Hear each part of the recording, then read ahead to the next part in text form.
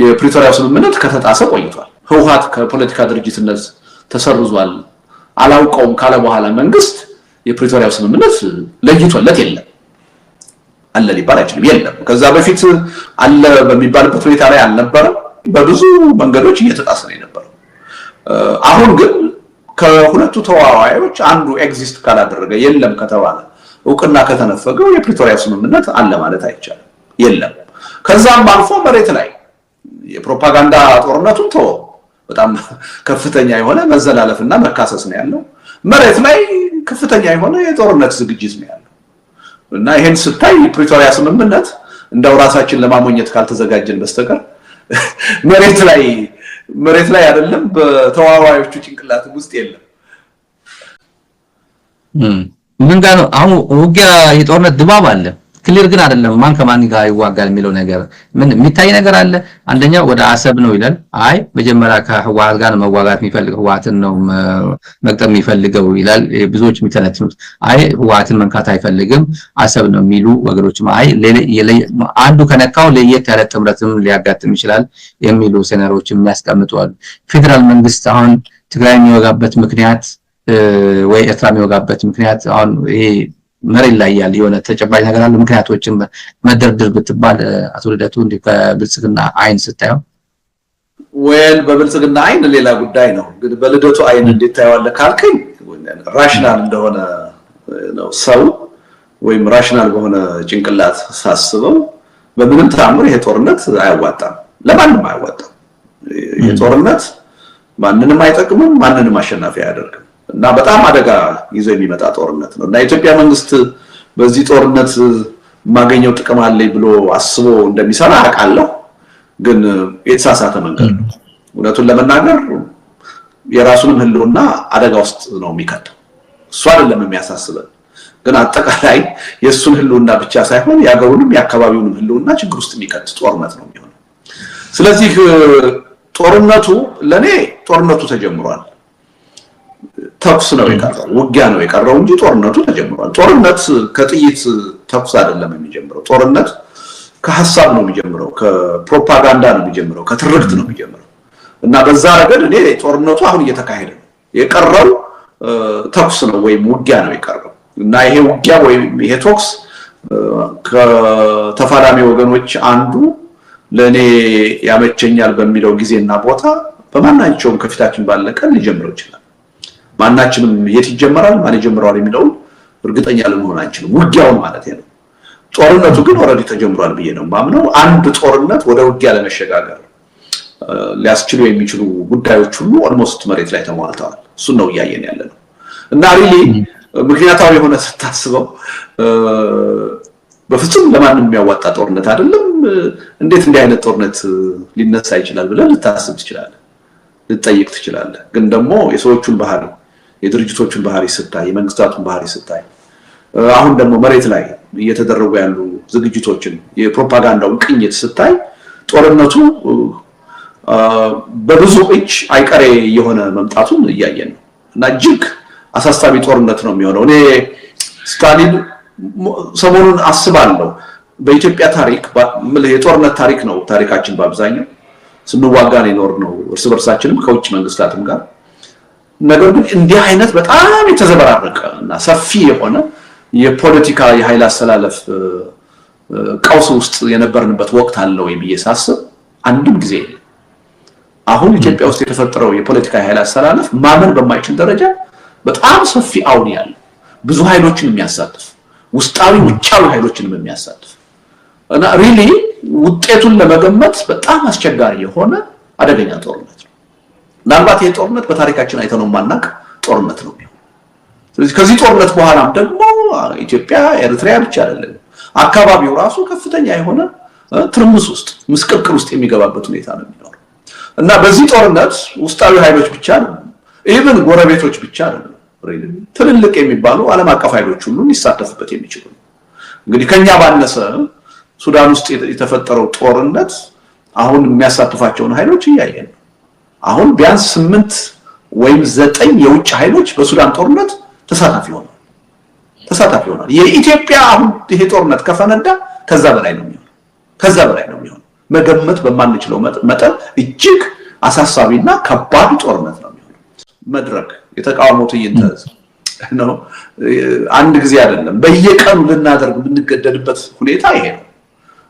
እጅግ አሳሳቢ ሁኔታ ውስጥ ነው ያለነው። ከፊታችን እየመጣ ያለው ነገር አምባገነኖቹ አለማምደውን ነው እንጂ ጦርነትን ክራይሲስ ችግርን አለማምደውን ነው እንጂ ሪሊ እንቅልፋተን ማደር ነበረብን። ሪሊ ሌት ከቀን ይሄን ጦርነት ለማስቀረት መስራት ነበረብን። ግን አለማመዱ ጦርነትን በቃ የህይወታችን አካል አደረጉት።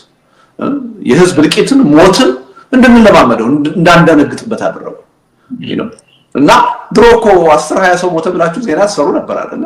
አሁን እኮ በመቶዎች የሚቆጠር ሰው እየሞተ ዜና ማይሰራ አደረዘዝን እና ይሄ ትልቅ አደጋ ውስጥ ነው ያለነው እና ሪሊ በጣም የሚያሳስብ ነው እና ጦርነቱ አሁን አይነሳም ከማለት ይልቅ አይቀሬ የሆነ ነው የሚለው አስተሳሰብ እየጠነከረ ይመስለኛል። የህወሓት ጉዳይ እንዴት ነው? አቶ ልደቱ 30 ዓመት ሙሉ ህወሓትን ሲቃወም ህወሓትን ሲደግፉ የህወሓት ከፍተኛ አመራሮች የነበሩ ሲቃወሙ ይታያሉ። ምንድነው ወደ መጨረሻ አካባቢ የታየው የህወሓት ጉዳይ የታየው የሚሉ ወገኖች አሉ። ህወሓት ስለ ህወሓት መጥፋት ወይም ህወሓት እንትን ለማድረግ በህወሓት ላይ የህወሓት ዲፌንደንት ሆነ ይሉሃል። መጨረሻ ላይ የታየው ነገር አለ ወይ ይሉሃል። ሆኛል ወይ ነው ጥያቄው። 30 ዓመት ሙሉ ስትቃወመው የነበረ ፖለቲካ ፓርቲ አሁን መሰረታዊ የሚባሉ አንዳንድ መሪዎች ላይ ፈንዳሜንታል በሚባሉ ጉዳዮች ላይ መንገድ ላይ ተገናኛችሁ ወይ ነው? አይ አልተገናኘንም። 30 ዓመት ሙሉ ህወሓትን የታገልኩት እንዲጠፋ አይደለም። በማጥፋት ፖለቲካ አላምንም። ዛሬ ብቻ ሳይሆን ትናንት ይሄ ዶክተር አብይን ወደ ስልጣን ያመጣው ለውጥ የሚባለው ነገር ከመከሰቱ በፊት 27 ዓመት ህወሓትን ስታገል ህወሓት ይጥፋ ብዬ አይደለም። ህወሓትም ሆነ ኢህአዴግ የሀገሪቱ ችግሮች ብቻ ሳይሆን የመፍትሄ ማዕከል መሆን አለባቸው ብዬ ነው የታገልኩት። አሁንም ቢሆን ተመሳሳይ አቋም ነው ያለኝ። ህወሓት ይጥፋ ብዬ አላምንም። ህወሓትን መታገል ግን ህወሓትን መቃወም ግን ተገቢ ነው ብቻ ሳይሆን አስፈላጊ ነው ብዬ ነው የማምነው። ስለዚህ አንዳንድ ጊዜ ሰዎች ፖለቲካን አይረዱትም። እነሱ ውስጥ የአጥፍቶ ማጥፋት አስተሳሰብ ውስጣቸው ላይ ይኖርና አንተ አንድን ኃይል ስትታገል ወይም ስትቃወም ይጥፋ እያልክ ይመስላቸዋል። እኔ ማንንም የፖለቲካ ኃይል ይጥፋ ብዬ አላቅም። ቲፒኤልኤፍ ኢህአዴግ ትናንት እንዲጠፉ ታግዬ አላቅም። አሁንም ይጥፉ ብዬ አላምንም። ስለዚህ አሁንም እያልኩ ያለሁት ይሄ ነው። ዛሬም የቲፒኤልኤፍ ተቃዋሚ ነኝ። የኔና የቲፒኤልኤፍ አይዲዮሎጂ በጣም የተለያየ ነው። የፖለቲካ መስመራችን በጣም የተለያየ ነው። የቲፒኤልኤፍ አመለካከት የቲፒኤልኤፍ አይዲዮሎጂ ለትግራይ ህዝብ ለኢትዮጵያ ህዝብ አይጠቅምም ብዬ አምናለሁ። በምንም ተአምር ግን ህወሓት መጥፋት አለበት የሚለውን አስተሳሰብ አልደግፍም። በአጠቃላይ ይሄ የማጥፋት ፖለቲካን አልደግፍም እና ርብርብ አሁን ከፍተኛ ርብርብ አለ ህወሓትን የማጥፋት። ስለዚህ ይሄን የማጥፋት እርምጃ ስቃወም ህወሓትን የደገፍኩ መስሎ የሚታያቸው ሰዎች አሉ። እሱ ትክክል አይደለም። እኔ የህወሓትን ጉዳይ ከአጠቃላይ የፖለቲካ ኃይል አስተላለፍ አንጻር አያይዤ ነው የማየው። በቁንጽል አይደለም የማየው፣ በስሜት አይደለም የማየው፣ በጠባብ ቡድናዊ ስሜት አይደለም የማየው። ከአጠቃላይ ከትግራይ ህዝብ ጥቅም ከአጠቃላይ ከኢትዮጵያ የፖለቲካ ኃይል አስተላለፍ አንጻር ነው የማየው። ስለዚህ አሁን እንደው ልክ ህወሓት ቢጠፋ የኢትዮጵያ ችግር በእነ እንደሚጠፋ ተደርጎ እየተደረገ ያለው ርብርብ ይሄ የፖለቲካችንን አስቀያሚነት ነው የሚያሳየው። ወደፊትም ችግራችንን ያባብሳል እንጂ መፍትሄ ይሆናል የሚል እምነት የለኝም። ስለዚህ አሁንም ግልጽ በሆነ ቋንቋ ህወሓትን የማጥፋት ርብርብ መቆም አለበት። አንደኛ በተግባር ሊውል የሚችል አይደለም የሚገባም አይደለም አይጠቅምም የሚል እምነት አለ። ነገር ግን ህወሓትን መታገል ህወሓትን መቃወም ግን ተገቢ ነው ብዬ አምናለሁ። የትግራይ ህዝብ የህወሓት አጀንዳ አይጠቅመውም ብዬ አምናለሁ። ሊታገለው ይገባል ብዬ አምናለሁ። ሊያጠፋው ይገባል ብዬ ግን አላምንም። ህወሓት ደግሞ ቀላል የማይባል የራሱ ማህበራዊ መሰረት ያለው ድርጅት እንደሆነ አውቃለሁ። ትግራይ ውስጥ ከሚቃወመው በላይ የሚደግፈው ብዙ እንደሆነ አውቃለሁ። እነዛ የሚደግፉት ሰዎች መብት አላቸው ህወሓትን ይዘው ይመቀጠል። የነሱ መብት ኢትዮጵያውያን ናቸው፣ መከበር አለበት። ድርጅቱን እስከፈለጉት ድረስ ይዘውት ሊቀጥሉ ይገባል።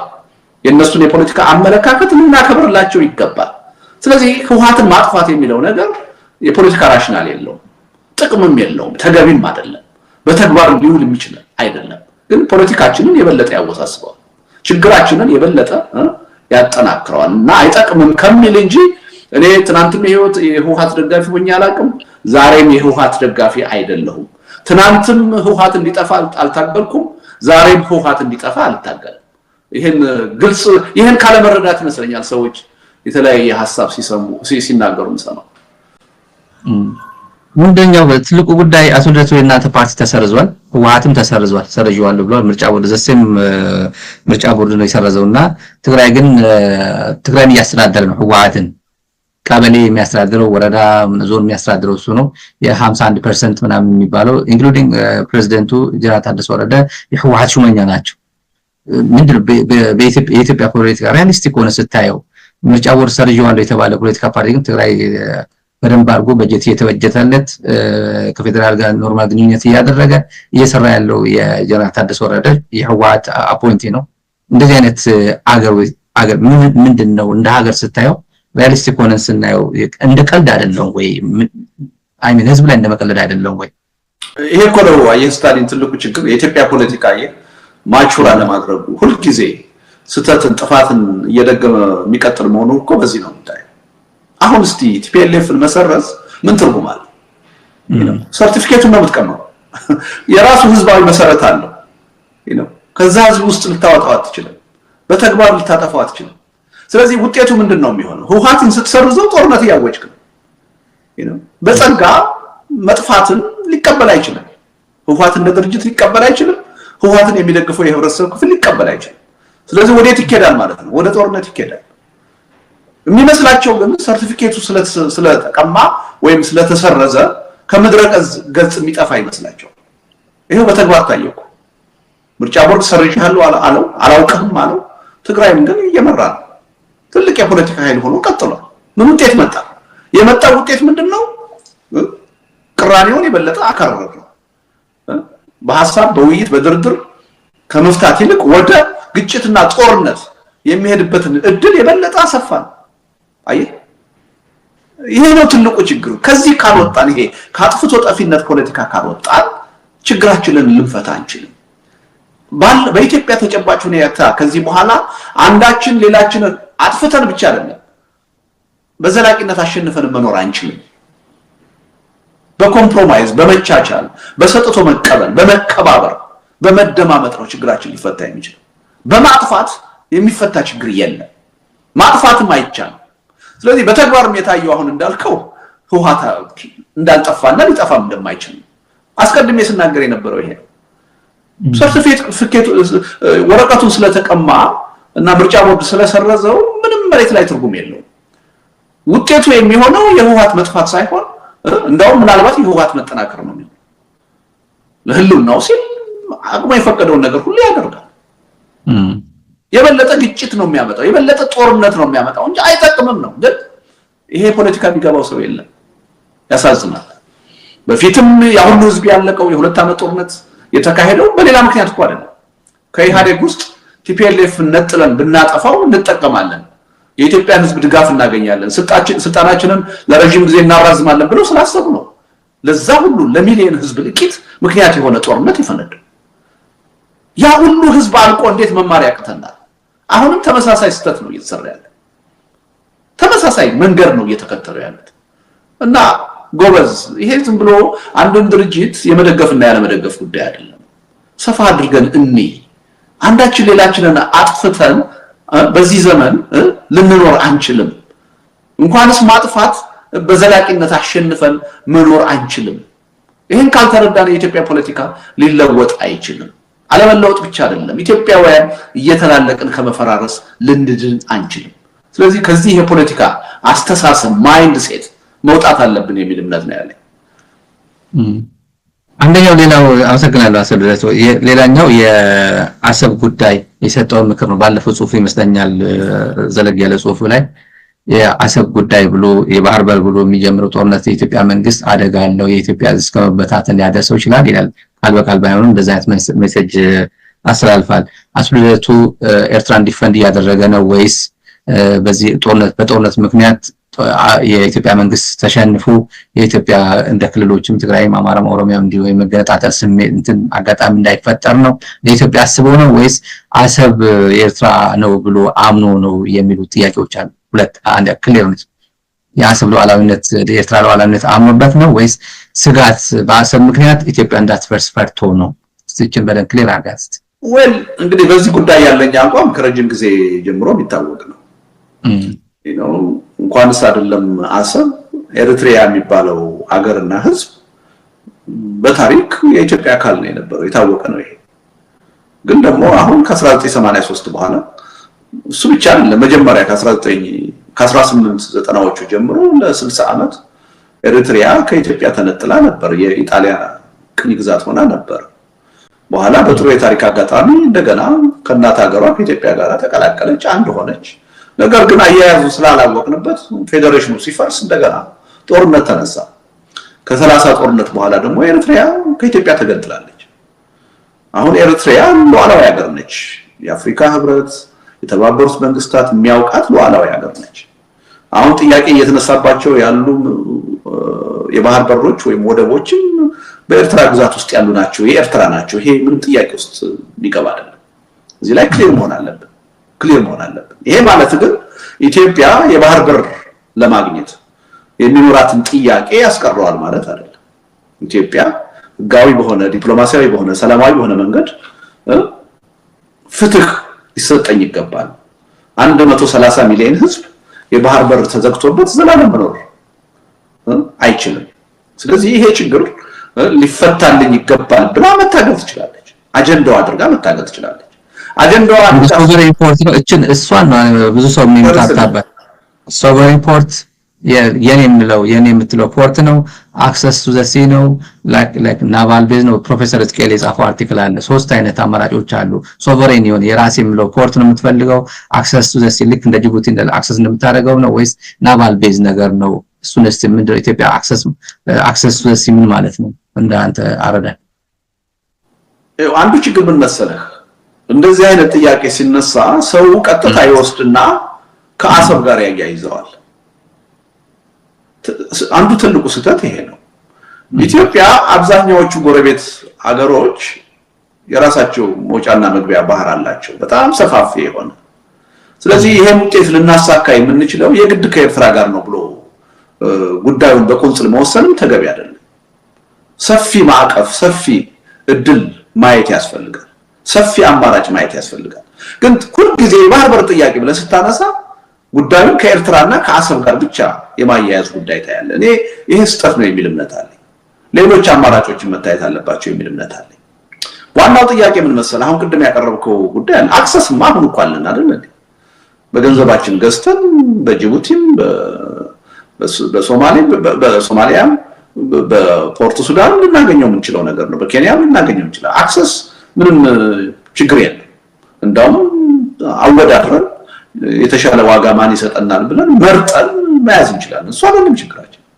በዘላቂነት ራሳችን ኦውን የምናደርገው ለናሽናል ሴኩሪቲያችን ዋስትና የሚሆን የባህር በር ሊኖረን ይገባል። ይሄ ጥያቄ እንደ ትውልድ ዳገር መያዝ ስህተት አይደለም። ስህተት የሚሆነው ይሄን ጥያቄ በኃይል ነው ማስፈጽመው ስትል ነው፣ በጦርነት ነው ማስፈጽመው ስትል ነው። የሀገራችን የአካባቢያችን ፖለቲካ ተለዋዋጭ። በእኔና በአንተ እድሜ እኮ ስታሊን ኦልሞስት 3 አዲስ ሀገር እኮ ተፈጥሯል። ሆርን ኦፍ አፍሪካ ላይ አይደል እንዴ? ኤርትራ ተፈጥራለች፣ ደቡብ ሱዳን ተፈጥራለች አይደል? ኦልሞስት ዲፋክቶ ሶማሌላንድ ተፈጥራለች። 3 ሀገር ኦልሞስት በእኔና በአንተ እድሜ ተፈጥሯል። የአካባቢው ፖለቲካ ተለዋዋጭ ነው። በዚህ ተለዋዋጭ ፖለቲካ ኢትዮጵያ የባህር በር ልታገኝ የምትችልበትን እድል ለማየት ትችላለች በተለያዩ አማራጮች እና መፍትሄውን አጥብበን የግድ ከኤርትራ ጋርና ከአሰብ ጋር ብቻ እንደሆነ አድርገን ማየት የለብንም። እርግጥ ነው በኤርትራም በኢትዮጵያም ለህዝብ አንድነት ለህዝብ ጥቅም የሚቆረቆሩ ጥሩ መንግስታት ከመጡ በኤርትራም ሊገኝ ይችላል ሰላማዊ በሆነ መንገድ በተለያዩ አማራጮች። በኢኮኖሚ ኢንተግሬሽን ሊሆን ይችላል፣ በዘላቂ በረጅም ጊዜ የፖለቲካ ኢንተግሬሽን ሊሆን ይችላል፣ በጥቅም ልውውጥ ሊሆን ይችላል። ዋናው ነገር በኃይል መሆን የለበትም፣ በጉልበት መሆን የለበትም፣ በወረራ መሆን የለበትም የሚለውን አይደለም። ስለዚህ ስማ 60 ዓመት እኮ ኢትዮጵያ የባህር በር አልነበራትም አይደል? ኤርትራ በጣሊያን ቅኝ ግዛት ተይዛ በነበረበት ወቅት ግን እና አፄ ኃይለ ሥላሴ እና አክሊሉ ሀብተወልድ ተስፋ ሳይቆርጡ ታገሉ። ስለዚህ ከሁለተኛው የዓለም ጦርነት በኋላ አንድ ምቹ ጊዜ ተፈጠረ። ስለዚህ ኢትዮጵያ እንደገና የባህር በር ባለቤት ሆነች። ተስፋ ቆርጠው አንድ ጊዜ ያተናል ብለው እጃቸውን አጣጥፈው ተቀምጠው ቢሆን ኖሮ ግን ያ ጥቅም አይመለስም ነበር። ይገባናል ብለው ስለታገሉ ነው። ኋላ የፌዴሬሽኑን ጉዳይ በተሳሳተ አመለካከት ባናፈርሰው ኖሮ ኢትዮጵያ እኮ አሁን ከኤርትራም ጋር አብራ ነበረች፣ የባህር በርም ነበራት ነው። በተሳሳተ ፖለቲካ ነው ያን ያበላሸነው እና ሪሊ ይሄን አጀንዳ አድርጎ መቀጠል ማንንም ሊያስፈራ አይገባው። ሁለተኛ ከኤርትራ ጋር ብቻ ተያይዞ መታየት የለበትም። ሶስተኛ በብዙ አማራጮች ሊታይ የሚችል ጉዳይ መሆን አለበት። ዋናው ጥንቃቄ ማድረግ ያለብን ዋናው ነገር ምንድነው? በምንም ተአምር በኃይል በወረራ የባህር በር ቀምተን የምንይዝበት እድል የሌለ መሆኑን ማረጋገጥ አለብን። አስፈላጊም እንዳልሆነ ማረጋገጥ አለብን። አሁን ግን እየተነሳ ያለው ምንድነው?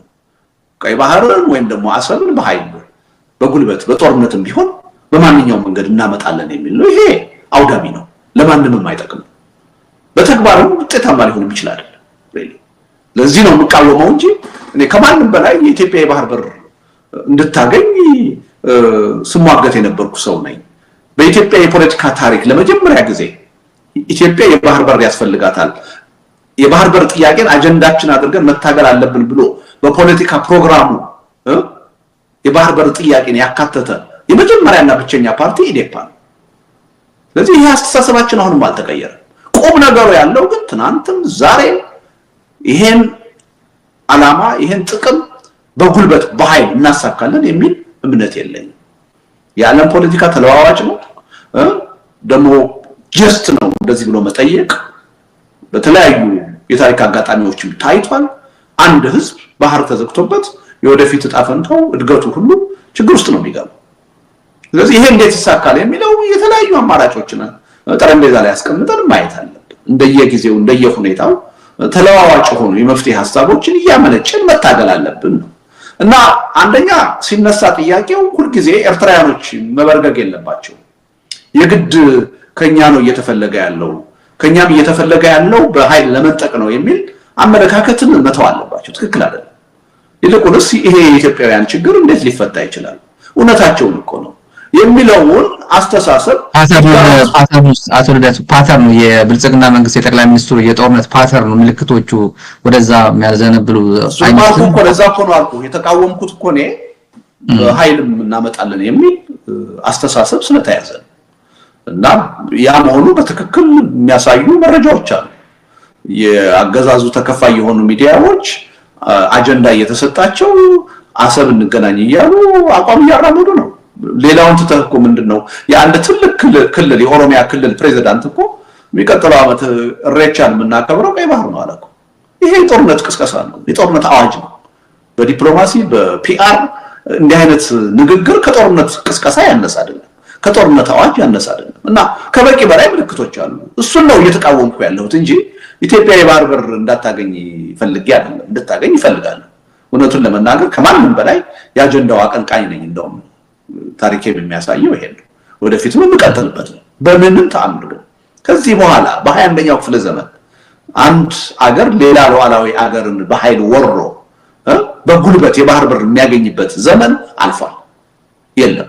ግን ይሄ ማለት ሌሎች አማራጮች የሉም ማለት አይደለም። ቅድም እንዳልኩ በተለይ የአካባቢያችን ፖለቲካ ተለዋዋጭ ሀገሮች ሁሉ እንደ አዲስ የሚፈጠሩበት አካባቢ ነው። ስለዚህ በተለያየ መንገድ ይሄን ዓላማ ለማሳካት እንችላለን። የምንችለው ግን አጀንዳውን አጀንዳ አድርገን ይዘነው ስንቀጥል ነው። አጀንዳ ካላደረግነው ልናገኘው አንችልም። በዚህ መልኩ ቢታይ ጥሩ ነው። ነከም ሪጅኑን ትንሽ እንዳሰው አቶ ልደቱ ሪጅኑን ኮንሲስተንት የሆነ ከጎረቤት ጋር ስትራቴጂክ የሆነ ግንኙነት ከመፍጠር ይልቅ ለጊዜው ብሎ የሆነ ታክቲካል ግንኙነት እንፍጠር እያለ ከኤርትራ ጋር በአጭር ጊዜ ተዋደው እንዴት እንደተለያየ ታያዋለ። በሱዳን ፖለቲካ ላይ ያው ማንን ወግኖ በሱዳን ፖለቲካ ላይ እንደተሳተፈ ታያዋለ። በትልቅ የሃይድሮ ፓወር የግድብ የናይል የአባይ ግድብ እንኳን ሲገነባ ከኢትዮጵያ ጎን የቆመ የሱዳን ህዝብና መንግስት እንዴት መጨረሻ ላይ ከጃንጃዊ ጋር ደግፎ ወዴት እንደቆመ እና አሁን የተፈጠረ ነገር ታያለ። በሶማሊላንድ ወይም ሶማሊያ ያለው ጉዳይ ታያለ። ጅቡቲንም ጭምር ያው ሪጅኑ አካባቢ ያለው እንዴት የታመሰ እንዳለ ስታየው ብልጽግና ጎረቤት አልባ ያደረጋት ነው እና ሩቅ ነው። ይሄ ቪየትናም ጎበኛለሁ እያለ አጠገቡን ያለው በጠላትነት መንፈስ እየታመሰ ነው የሚሉ ስጋቶች አሉ። እንዲሁ እንደ አንድ ፖለቲከኛ ብዙ ዓመት የኢትዮጵያ ፖለቲካ ስትከታተል እንደነበርክ አሁን የኢትዮጵያ ወዳጅ ከጎረቤት ማን ያላት ኢትዮጵያን የሚወድ አጋር የምትላት ኢትዮጵያ በአስተማማኝ ሁኔታ ወይ አሁን በስልጣን ላይ ያለው መንግስት እንደው ያለማጋነን በሁሉም ነገር ማለት ይቻላል ድክመት ያለበት አገዛዝ ነው። በዚህ በኩል ጥንካሬ ያለው ብለህ የምትለው መንግስት አይደለም። እኔ አሁን እውነቱን ለመናገር ስታሊን አንዱ ይሄ መንግስት ያሳጣኝ ቁም ነገር ምንድነው? እኔ በስልጣን ላይ ያለውን መንግስት የምቃወመው እንኳን ቢሆን የማልፈልገው እንኳን ቢሆን አንዳንድ ጊዜ ጥሩ ነገር ሲሰራ መደገፍ አለብኝ፣ ማመስገን አለብኝ። እንዲህ አይነቱ የፖለቲካ ባህል ኢትዮጵያ ውስጥ ሊጠናከር ይገባል ብዬ ማመን ሰው ነኝ። አሁን ይሄን እድል እንኳን አጥተናል። አንዳንድ ጥሩ ነገር ተሰርቶ ማመስገን እንኳን እንዳንችል ነው ያደረገ። አሁን ይሄን የሚያዳምጡ አንዳንድ ሰዎች እንደው ምን ማለት ነው እንደ ፓርክ እኮ እየሰራ ነው፣ ኮሪደር እኮ እየሰራ ነው፣ ሎጂክ እኮ እየሰራ ነው ሊሉኝ ይችላሉ። እውነቱን ለመናገር ነገሩን በዝርዝርና በጥልቀት ካየነው በዛ ረገድም እየተሰራ ያለው ስራ የሚያስመሰግን አይደለም፣ እንደውም የሚያስጠይቅ ነው። በዛ ረገድም እየተሰራ ያለው ስራ ግን ምን ለማለት ፈልጌ ነው፣ ከሁሉም በላይ ደግሞ የዚህ መንግስት ትልቁ ድክመት የውጭ ግንኙነት ነው፣ ዲፕሎማሲ ነው። እንደ ባጭር ቋንቋ የዲፕሎማሲ ሀሁን የማያውቅ አገዛዝ ነው አሁን በስልጣን ላይ ያለው። ይሄ ደግሞ የሆነው ያለ ምክንያት አይደለም።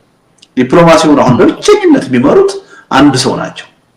ጠቅላይ ሚኒስትር አብይ አህመድ ይባላል። በተቋም አይደለም የሚመራው፣ ፕሮፌሽናል በሆኑ ዲፕሎማቶች አይደለም የሚመራው፣ አንድ ግለሰብ። አሁን አብዛኛዎቹ በየጊዜው ተፈረሙ የሚባሉ ተደረጉ የሚባሉ ስምምነቶች የውጭ ጉዳይ ሚኒስትር መስሪያ ቤቱም አይደለም ሚኒስትሩም ሳያውቃቸው ነው የሚካሄዱት። አንዳንዶቹ አንድ ግለሰብ የፈለገውን ነገር የሚያደርግበት ሁኔታ ነው ያለው እና ሪሊ በዲፕሎማሲ ረገድ የገባንበት ምስቅልቅል በጣም ከፍተኛ ነው። እርግጥ ነው ውስጣዊ ሁኔታችን በጣም ደካማ ስለሆነ የሰላም እጦት ስላለ የፖለቲካ አንድነት ስለሌለ የውጭ ዲፕሎማሲያችንም በዚያው መጠን ደካማ ነው የሚሆነው። ምክንያቱም ዲፕሎማሲ የውስጥ ሁኔታ መገለጫ ነው። ውስጣዊ ጥንካሬ ሲኖርህ ዲፕሎማሲህም ጠንካራ ይሆናል። ውስጣዊ ድክመት ሲኖርህ ዲፕሎማሲህም ደካማ ነው የሚሆነው። ውስጥህ አንድነት ከሌለው ሰላም ከሌለው ለውጭ ጥቃት ተጋላጭ ነው የምትሆነው፣ አቅም አይኖርም እና በሁለቱም መንገድ ውስጣዊ ሁኔታችን የተበላሸ በመሆኑ ምክንያት ዲፕሎማሲው እየተመራ ያለውም ደግሞ በተቋምና በሙያ ሳይሆን በአንድ ግለሰብ ምንም የዲፕሎማሲን ሀሁ በማያውቅ የዲፕሎማሲ ልምድ የሌለው ትምህርት የሌለው ሰው እየመራው ስለሆነ እየሆነ ያለው ነገር የሚጠበቅ ነው እና እንደው በዲፕሎማሲው ረገድ በዚህ ጉዳይ ቁም ነገር ተሰራ ጥሩ ነገር አለ ልልህ አልችልም። የሚገርም በጣም አሳዛኝ የሆነ ነገር ነው። ኢትዮጵያ በታሪኳ እንደዚህ አይነት የዲፕሎማሲ ውድቀት አይታ የምታውቅ አይመስለኝም። ሌላው የውስጥ ጉዳይና ህወሓት ፋኖና ኦላ እየተባበሩብኝ ነው የሚለው መንፈስ አለ። በአዲስ አበባ በተለያየ መንገድ ይገለጻል፣ መግለጫ ይሰጣል። መከላከያ ሚኒስቴሩ የትግራይ ጀነራሎችን በስም እየጠቀሰ ፋኖን እያስተባበረ ነው እየተዋጋ ነው ይላሉ። አሁን ደግሞ ከላይ ሆኖ ከማዶ ሆኖ የሻዕቢያ ተላላኪዎች ኢቭን በዚህ ጽሁፍ ላይ ከማል ገልቹ ቀደም ሲል የእናንተን ኢኒሺዬቲቭ ሲቃወም የሻዕቢያ ተልእኮ ነው የግብጽ ተልእኮ ነው ብለዋል። እዚህ ላይ ከማል ገልቹ ቶፒካችን ባይሆንም ያለው መንፈስ እንዲህ መሬት ጠብ የሚል የሆነ ነገር ስላየ ነው ወይ ህወሓትና ፋኖ ኦላ መተባበሩ ኖርማል አዲስ ነገር አይደለም። በተለይ ከብልጽግና መንገድ ከብልጽግና መስሪያ ቤት እንደዚህ አይነት ቋንቋም መስማቱ ግር ሊለን ይችላል። ትላንት ያደረገውን እንኳን የውስጥ ኃይል የውጭ ኃይል ይዞ ምን እንዳደረገ የሞቃዲሾና ኤርትራ ኃይል ያስተባበረ መንግስት እንደዚህ አይነት የመወንጀል ሞራሉ ከየት አመጣው የሚሉ ወገኖች አሉ። እስቲ ሪያሊስቲክ ሆነን እንትናርገውና የባለፈው ታሪካችንም የትግራይ የአማራ የኦሮሚያና ሌሎች ኃይሎች ትብር የደርግን ለምሳሌ በሚገርሰስበት ጊዜ የነበረ ታሪክ አለና ያ አይደገምም። ተቃይሟል፣ ትግራይ ከአማራ ጋር ተቃይሟል፣ አማራ ከኦሮሞ ጋር ተቃይሟል፣ ውሸት ነው የሚሉ ወገኖችም አሉ። ይቻላል አይቻልም እይታ ምንድነው ተልለቱ? ወይ አሁን ያልከው ለምሳሌ በህወሓት በፋኖ በኦላ ትብብር እየተፈጠረ ነው የሚል ወሬ ያው እንደማንኛውም ሰው ሰማለሁ። አንዳንድ ጊዜ አንዳንድ ሰዎች የዛ አይነት መልእክትም ሲያስተላልፉ ሰማለሁ። በድርጅት ደረጃ ግን ፎርማሊ እስካሁን የሰማነው ነገር ያለ አይመስለኝም። ግን ያው ፖለቲከኛ ነኝ፣ ፖለቲካ ይገባኛል። አንዳንድ ነገሮችን አሽትቼ ገጣጥሜ ነገሮች ወዴት እየሄዱ እንደሆነ ልገምት ይችላል። ግን ዋናው ቁም ነገር ምን መሰለ አሁን በስልጣን ላይ ያለውን ባህሪ ካየን ማለት ነው በሱ ላይ ለመተባበር ብዙ ኃይሎች መርህ የሚያስጨንቃቸው አይመስልኝም። ምክንያቱም የህልውና ፈተና ውስጥ አስገብቷቸዋል። ቅድም እንዳልኩ የጦርነትን ህግ እንኳን ባለማክበር እየጨፈጨፋቸው ነው። ሲቪሊያኑን ሁሉ እየገደለ ነው። ነው እንደዚህ አይነት ነባራዊ ሁኔታ ሀገር ውስጥ ከፈጠርክ ሀገር ውስጥ የሚቃወም ኃይል እንኳንስ ከሌላ ሀገር ውስጥ ከሚንቀሳቀስ ኃይልና ከውጪ ጠላት ጋር ሁሉ ሊተባበርብህ ይችላል። እኔ አሁን በመርህ ደረጃ አልደግፍም። ለምሳሌ አንድ የኢትዮጵያዊ ኃይል ከሻቢያ ጋር ወይም ከኤርትራ መንግስት ጋር ተባብሮ የኢትዮጵያን መንግስት መውጋት አለበት የሚል እምነት የለኝም። እምነት ይሄ ይሁን እንጂ የኢትዮጵያ ነባራዊ ሁኔታ ግን ይሄን ሊያስቀርም ይችላል። እኔ ስላልፈለኩ የኢትዮጵያ ተቃዋሚ ኃይሎች ከኤርትራ መንግስት ጋር መተባበራቸውን ላስቀረው አልችልም። ለምን? መንግስት በስልጣን ላይ ያለው መንግስት አንደኛ ከውጭ ኃይል ጋር መተባበሩን ኖርማል አድርጎታል። ራሱ የኤርትራን መንግስት ጋብዞ የኢትዮጵያን ህዝብ የትግራይን ህዝብ መጨፍጨፍን እንደ ትክክለኛ ነገር ቆጥሮ ቅስቀሳ ሲያደርግ የነበረ መንግስት ነው። አሁን ድንገት ይሄ መንግስት ብድግ ብሎ ሀገር ውስጥ ያሉ እሱ በድሮን እየደበደባቸው ያሉ ተቃዋሚ ፓርቲዎች ከሻቢያ ጋር እንዴት ይገናኛሉ እንዴት ህብረት ይፈጥራሉ ብሎ ሊከሳቸው አይችልም። ሞራል የለውም ያን ማድረግ እና ድርጊቱም ደግሞ ወደዛ ነው የሚገፋቸው። አደጋው እኮ ይሄ ነው። አሁን ቅድም ያልኩ ነገር ኢትዮጵያ ውስጥ እንደዚህ አይነት የፖለቲካ ኃይል አስተላለፍ ኖሮ ያውቃል ወይ ብዬ ወደ ኋላ ተመልሼ የታሪክ ተማሪ ነኝ። የውጭ ግንኙነት ብቻ አይደለም ነገሮችን ለማየት ስሞክር ኖሮ ያውቃል። እና ይሄን በዋናነት የፈጠረው ማን ነው ካልከኝ አገዛዙ ነው። ያገዛዙ ባህሪና ድርጊት ነው የፈጠረው። ስለዚህ ተጨባጭ መረጃ ባይኖረኝም በድርጅት ደረጃ ተባብረናል ባይሉ የመተባበር እድል እንዳላቸው እያየሁ ነው። የሚቀር አይመስለኝም። በተለይ ይሄ ጦርነት ከፈነዳ አገር ውስጥ ያሉት ሶስቱ የታጠቁ ኃይሎችም ሊተባበሩ ይችላሉ። ከዛም አልፈው ከኤርትራ መንግስት ጋር አብረው ሊቆሙ ይችላሉ። እኔ እስካሁን ፎርማል የሆነ መግለጫ ሰጥተው አብረን ቆመናል ከኤርትራ መንግስት ሲሉ አልሰማም። አሁን በተያዘው ሁኔታ ከተቀጠለ ግን እዛም ላይ ጋር አብረው የሚቆሙበት ሁኔታ መኖሩ ነው እያየሁ ያለው። ስለዚህ የኔ አይነቱ ሰው መርህን ጠብቆ ይሄ ተገቢ አይደለም ብሎ ቢቃወም ቢያወግዝ የሚለውጠው ነገር የለም። ይሄን በመሰረታዊነት ሊለውጥ የሚችለው በስልጣን ላይ ያለው መንግስት ነው።